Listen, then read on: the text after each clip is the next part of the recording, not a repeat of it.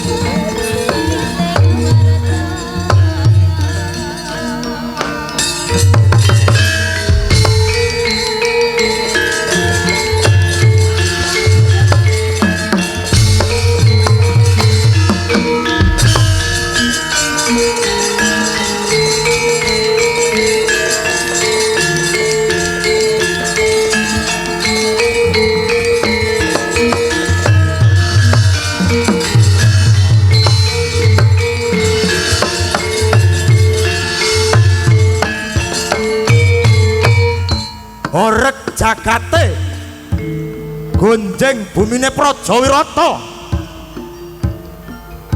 gumuruh swarane samya nekseni ilanging kautaman bumi nangisi rusaking jati diri geni getuni bobroking budi pakerti banyu geguyu bubaring kalbu angin belani kang padha kingkin bawana wirata peteng katutup pedhot angkara murka nyebar kanistan ngrusak tatanan sikut-sikutan jegal-jegalan rebut panguwasa ora eling Puradasena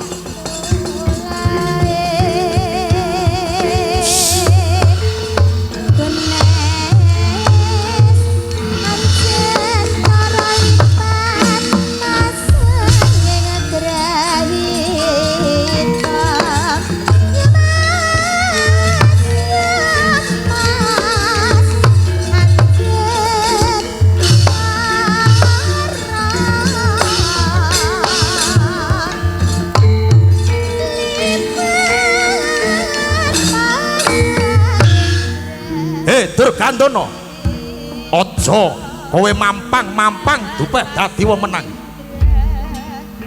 gedeng krang sila tumpang bisa mumung adol lumuk ora gathuk meleka mripatmu nanging aku ora wuta kowe ora ngerti marang lelabaning liyan yen ana payo-payo aku sing adus getih nanging babar pisan ora ana rasa panuwunmu ya enten ana piwalesku lena kaprayitnanmu tak rebut panguwasamu ngono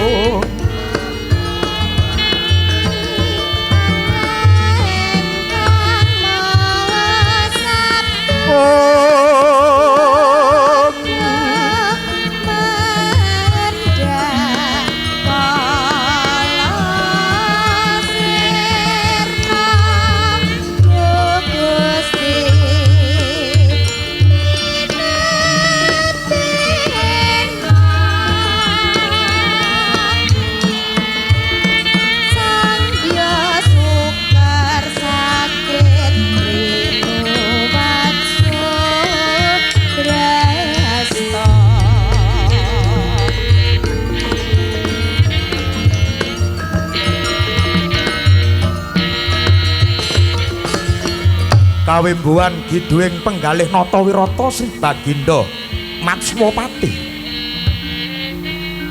krana menggaling pakartining ingkang rayi ing kepatihan Patih Kicaka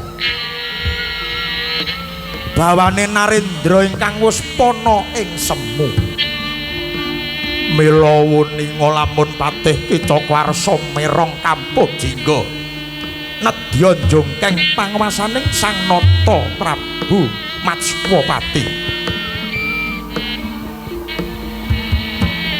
nanging dupi mulat sawane ingkang putra Mangku Bumi Raden Seta dadya kagiat ing Wardaya teka mangkono panglucitaning Wardaya Sang Nata Prabu Matswapati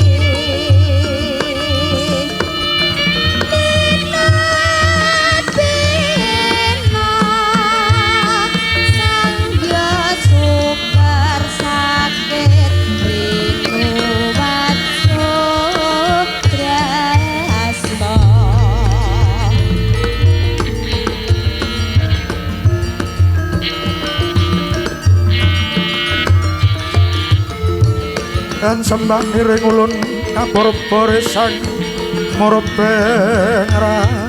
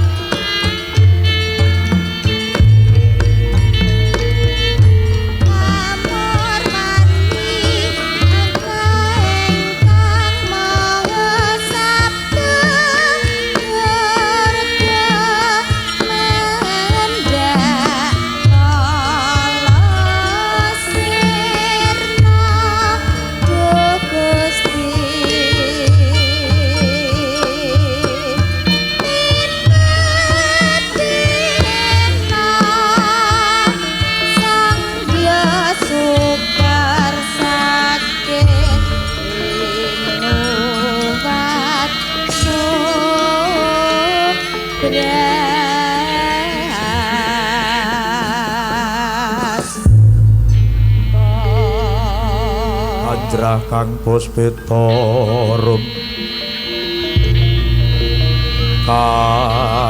kasiliring samirana mrih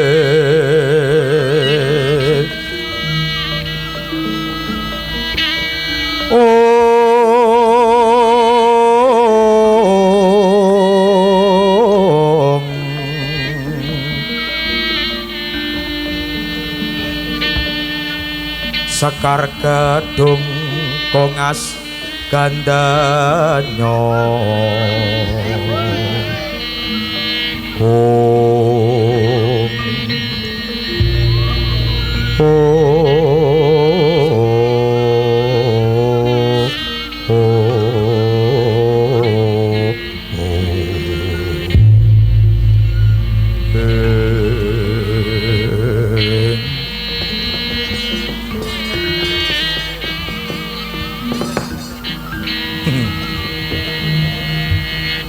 Jagat Dewa Bathara ya jagat Mangestungkara apik gamelane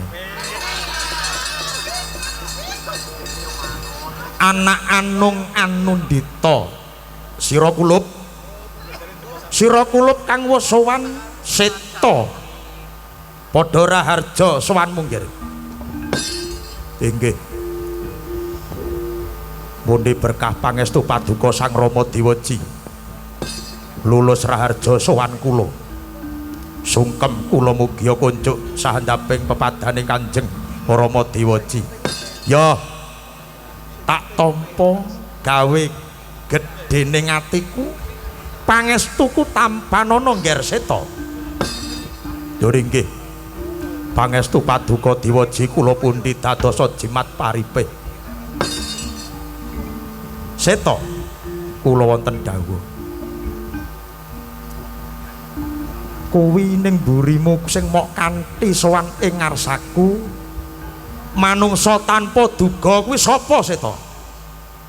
Sowan ing ngarsane ratu ora gelem ndodhok sandang panganggone kaya wong alasan klambine ora mbejaji ngadhep ratu Gung Binetara. Sapa kuwi Seta? Inggih Kanjeng Rama Diwaji lare munika calon jago saking kasepuhan ingkang badhe ngembari kridanipun Paman Raja Mula. Weh ladalah. Wah.